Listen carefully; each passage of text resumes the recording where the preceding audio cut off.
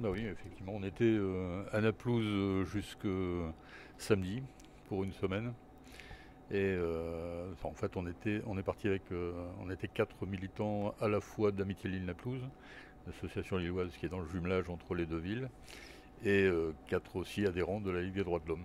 Donc on, est, on a eu un accueil toujours aussi émouvant là-bas à Naplouse, avec fort peu d'étrangers qui y viennent en ce moment. Et donc notre voyage a encore une valeur un peu plus symbolique. La situation y est très difficile et beaucoup plus tendue que celle qu'on a pu connaître lors de nos précédents voyages. Alors, en fait, pendant notre séjour à Naplouse, on savait qu'à Tulkarem et à Nourcham, les deux camps de réfugiés au nord, l'agression israélienne continuait, que l'encerclement est quasi total de ces camps, que les Israéliens ont fait évacuer la quasi-totalité des habitants de ces camps et ont entrepris de raser carrément ces camps.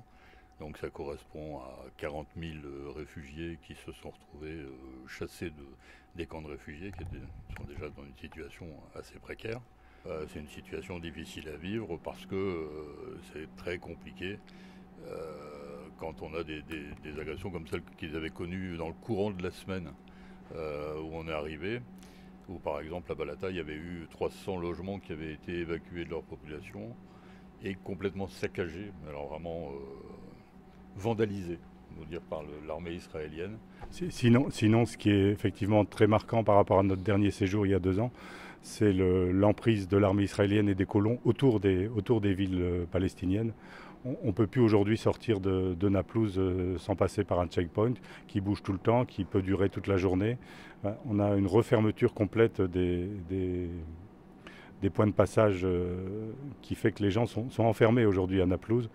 En tant que Français, on a réussi à sortir, mais y compris les villages limitrophes. Il y avait une journaliste de la radio qui nous a interviewés, qui habite à 5 km, qui a mis 2 heures et demie pour passer, et ils ne savent pas d'un jour à l'autre ce qui peut se passer. Il y a une agressivité de l'armée, il y a une agressivité des colons qui sont aux abords, qui entourent souvent l'armée israélienne au point de passage. Voilà, donc on sent vraiment une tension très forte, avec une très grosse angoisse dans les camps de réfugiés, avec le fait que si les plans qui ont l'air de se mettre en place, c'est-à-dire la fermeture des actions de l'UNRWA dans les camps de réfugiés du nord de la Cisjordanie et la démolition des camps de réfugiés, ça fait, à Naplouse, ça fait 50 000 personnes à peu près qui seraient obligés de quitter leur camp, qui est obligé de tous les réseaux. C'est-à-dire qu'aujourd'hui, c'est l'UNRWA qui assure les écoles, le ramassage des déchets, beaucoup de services publics. Ça veut dire que ce sera mis à la charge de la municipalité de Naplouse, qui n'a pas aujourd'hui les moyens qui n'aura pas les moyens de faire face. Et là, on a rencontré aussi des médecins, et notamment de MSF, qui nous font part des dégâts sur la santé mentale aussi très importants dans les familles, auprès des enfants, une aggravation très importante des dégâts sur la santé, notamment mentale, des habitants des villes en Cisjordanie et surtout des camps de réfugiés. Donc il y a vraiment une volonté qu'on a vue à Gaza, mais qu'on voit partout, de l'État d'Israël, d'invisibiliser ce qui se passe, d'empêcher les témoignages, d'empêcher les délégations officielles de se déplacer. Je voulais aussi dénoncer quelque chose, c'est le fait qu'il y a pas mal de gens avec qui on a des liens qui avaient des aides matérielles d'associations françaises. Et aujourd'hui, toutes les banques françaises refusent les virements pour la Palestine, en considérant que ils surinterprètent des textes, et donc aujourd'hui on a des blocages complets de gens qui avaient des aides matérielles, soit par des collectivités, soit par des associations, et qui se retrouvent étranglés aussi de ce côté-là. Et on a eu la rencontre avec des représentants de la mairie. Monsieur le maire n'était pas là. On avait invité Madame Aubry aussi à venir en raison de sa représentation du sein du Parti socialiste qui a jusqu'au 26 avril pour établir une feuille de route et des écrits sur ce qui se passe aujourd'hui en Palestine, parce que pour l'instant la feuille est blanche. Ce qui s'est dit hier était intéressant. On a été reçus quand même par beaucoup d'élus de la mairie. Donc on leur a fait part de la dynamique dans laquelle on était, et on leur a juste rappelé que le droit international imposait aussi non seulement aux représentants nationaux, mais aussi aux représentants communaux, départementaux, régionaux, donc d'appliquer des choses simples, en particulier donc de communiquer sur le fait que le commerce avec des entreprises qui travaillent en territoire occupé est interdit par le droit international. Et donc une mairie est tout à fait en mesure, parce que je crois en plus que Martine Aubry l'avait fait, un événement, je ne sais plus, par rapport au Mexique, sans grand souci, et qu'aujourd'hui il est juste absolument anormal, même si bien entendu la mairie ne peut pas interagir directement sur le secteur privé, mais en tout cas d'informer les citoyens sur le fait que d'acheter les produits qui viennent des territoires occupés est quelque chose de totalement en dehors du droit international. Dernier avis donc, de la Cour internationale de justice du mois de juillet, validé donc, par l'Assemblée générale de l'ONU au mois de septembre. Et puis on les a invités à être courageux, c'est-à-dire être peut-être la première mairie de France. Déjà qu'ils nous invitaient, il y a eu Saint-Égrève. On a rencontré une autre maire donc à Besançon, on a rencontré les adjoints un peu ailleurs, mais vraiment depuis... On est parti le 31 mars de Marseille. C'est quand même un silence complet. Donc peut-être d'oser mettre sur le fronton non seulement le drapeau français, mais le drapeau palestinien et pourquoi pas le drapeau israélien, pour montrer quand même que l'idée c'est la concorde, qu'on ne choisit pas une communauté par rapport à une autre, mais qu'on est là pour appliquer le droit, l'éthique et respecter le droit. Il y a d'autres éléments sur lesquels ils peuvent clairement travailler. La livraison des armes.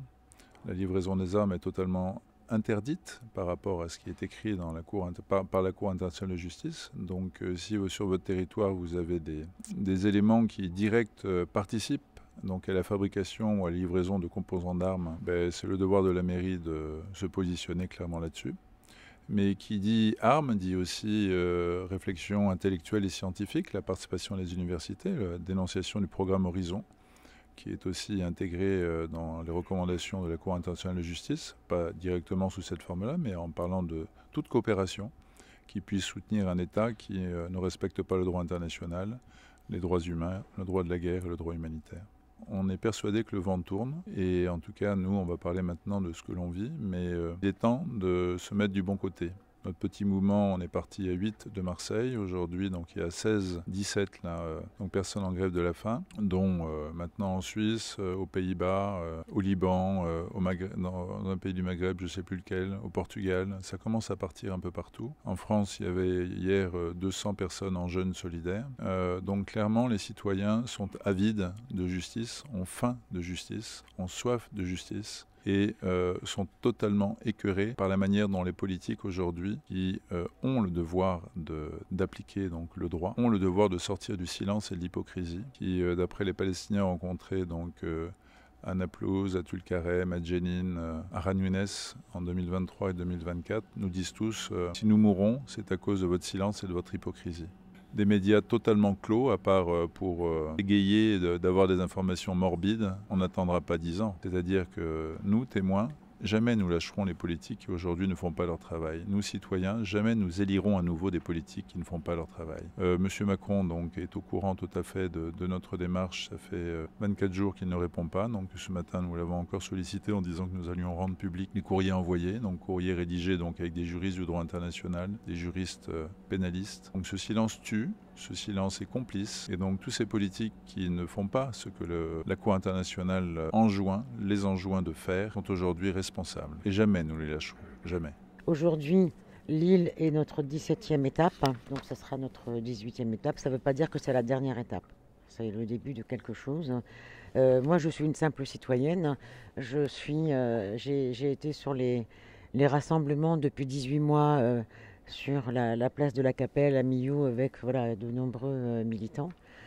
Sauf que après avoir fait des marches, des rassemblements, des opérations de boycott, etc., il est arrivé un moment où ça ne me suffisait plus, où je sentais une colère immense grondir en moi, voire je me sentais devenir violente, comme je pense que ce qui va se passer si rien n'arrive pour arrêter ce massacre, je pense qu'il va se passer des choses graves en France et dans le monde.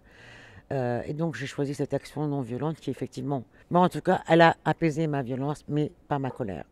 Moi, j'ai honte, très honte de la France, parce que je suis française.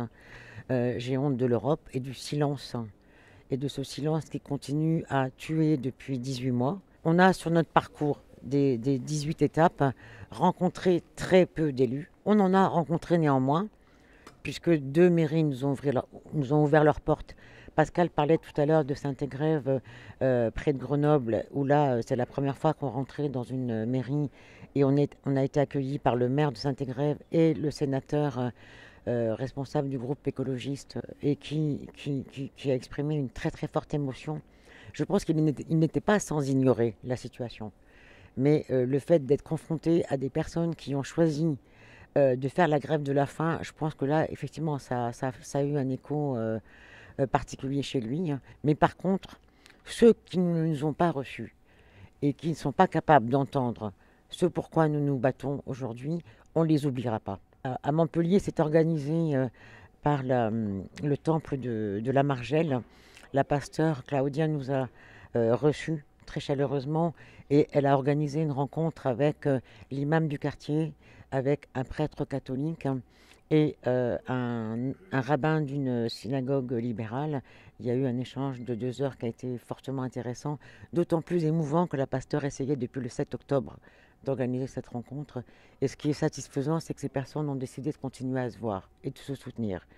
On a eu une rencontre aussi de ce type à Clermont-Ferrand, où il y avait des catholiques, des gens de la pensée libre, des athées et des musulmans. Et ce qu'il faut retenir en tout cas de ces rencontres, c'est que les musulmans aujourd'hui en France se sentent extrêmement isolés, extrêmement ciblés. Les imams n'ont pas le droit d'évoquer la situation au sein même des mosquées, sinon ils prennent le risque de se faire ficher S et débarquer je ne sais où, même quand ils sont français. Et que du coup là ils retiennent le soutien des autres croyants. Et ça c'est hyper important pour les gens, je pense, en tout cas pour les Français musulmans aujourd'hui qui vivent quand même une insécurité avec cette islamophobie. Mais en tout cas moi je suis française et j'ai 65 ans, je crois que je n'ai jamais vu ça. Et surtout l'impunité. Du même ordre que ce qui se passe par rapport à l'impunité, des propos qu'on peut tenir un vrai négationnisme par rapport à ce qui se passe en Palestine. Mais comme le disait Pascal, si la justice existait vraiment, il y a longtemps que Valls et que Retailleau, et j'en passe, et des meilleurs, seraient au tribunal, quoi. Ce peuple est fort.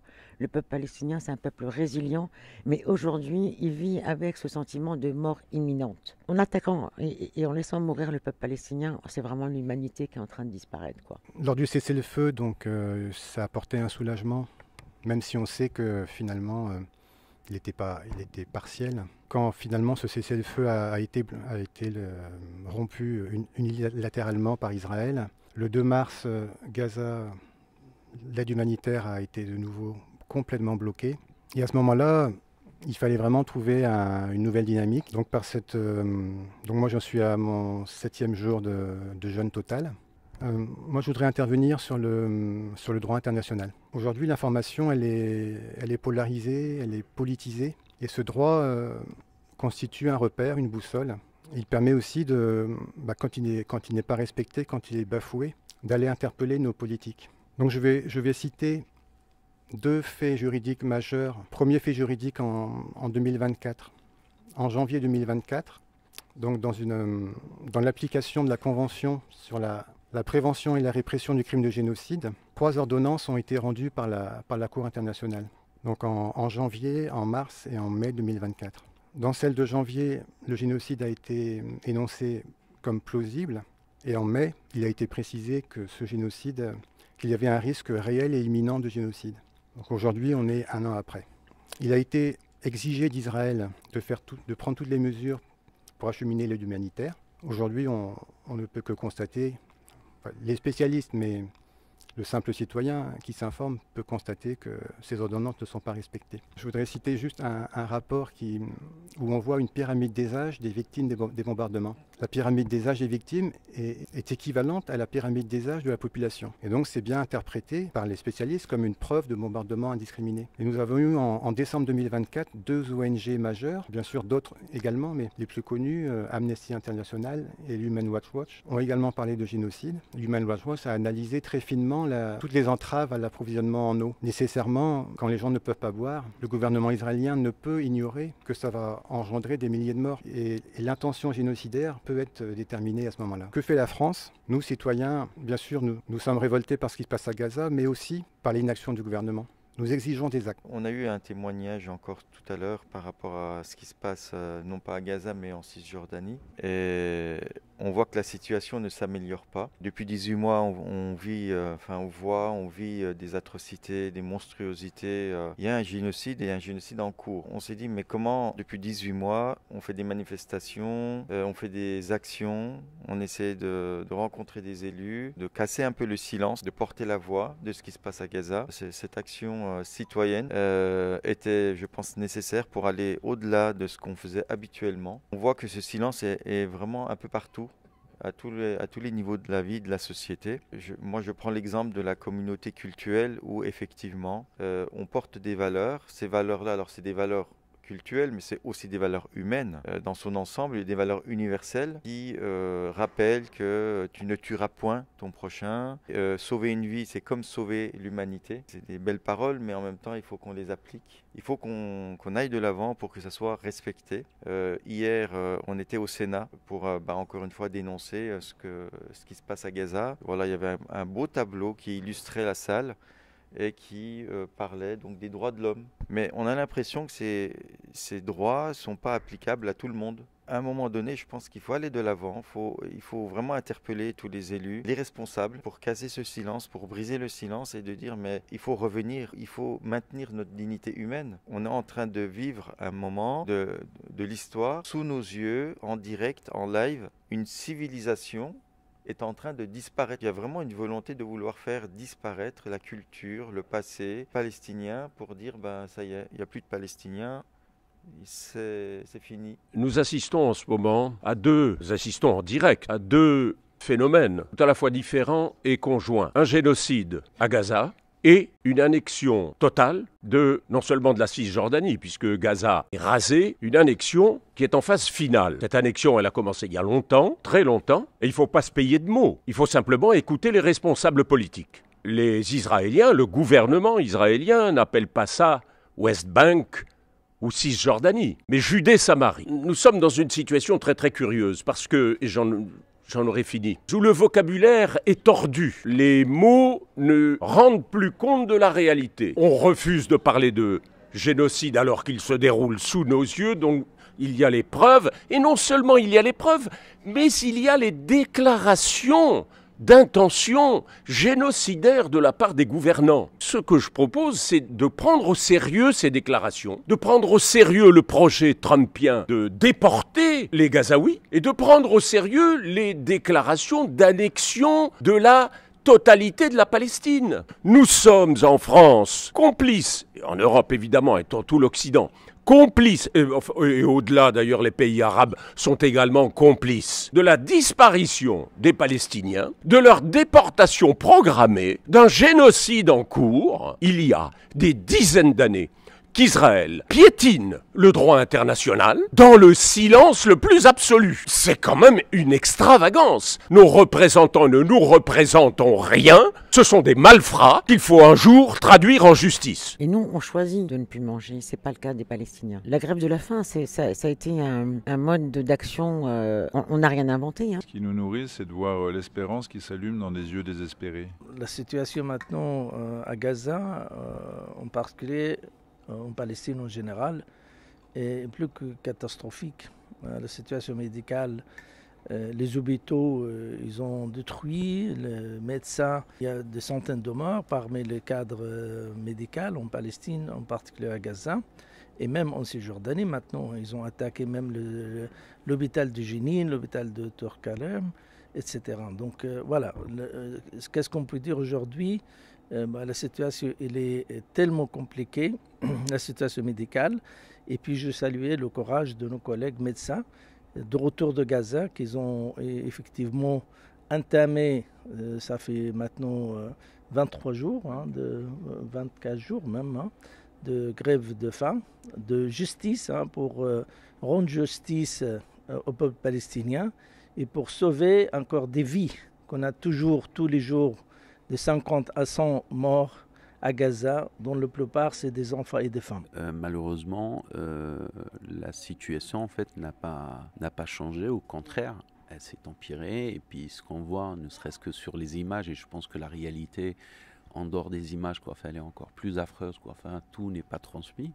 Cette action en fait mérite quand même le soutien et mérite le respect surtout. Mais cette radicalité en fait se comprend moi à mon sens par rapport à l'ampleur en fait de ce qui est en train de se passer. Alors moi j'ai pas eu peut-être le courage de faire ce que font les jeûneurs, j'ai eu peut-être ce petit courage de pouvoir y aller, mais j'ai pas eu ce courage-là pour différentes raisons. Mais ça n'empêche que ce que vous faites est très louable et très touchant, quoi. Ce sont les Juifs qui ont vécu l'Holocauste, des Juifs non sionistes qui reconnaissent dans le sioniste une approche qui dénature complètement la philosophie et l'éthique du judaïsme. C'est laisser monter de nouveau quelque chose que Pierre Stamboul ou d'autres décrit avec une inquiétude majeure, c'est-à-dire ce qui s'est passé en 39-45, la stigmatisation. La stigmatisation de 7 millions de musulmans en France aujourd'hui. Et c'est pas M. Retailleau ni M. Valls, lors d'un congrès facilité donc par un lobby extrêmement présent, Elnet et tous les autres, avec des propos totalement infamants, qui facilitent les choses. Lorsque des représentants, aujourd'hui en activité au sein du gouvernement, ont des propos qui ne respectent pas les valeurs de la République, il faut les poursuivre. Et il faut dire stop à l'impunité.